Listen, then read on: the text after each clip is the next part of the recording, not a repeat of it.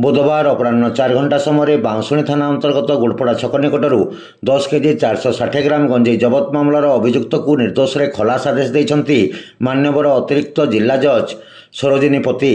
बांसुणी police गत तारीख 8/9/2015 तारीख भोर 3 घंटा 45 मिनिट समय बाइक जगे गंजेई चालाण बेले बांसुणी पुलिस चढ़ऊ कर धरिथिला।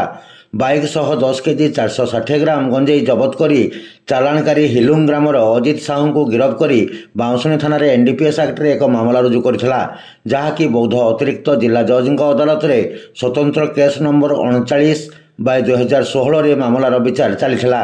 मामलारे थिबा 10 जन साक्षी बयान और पुलिस दस्तावेज को विचार को नहीं आज मान्यवर अतिरिक्त जिला जज सरोजिनी पति प्रमाण अभाव अभियुक्त अजित साहू को निर्दोष रे खलास आदेश देइछंती।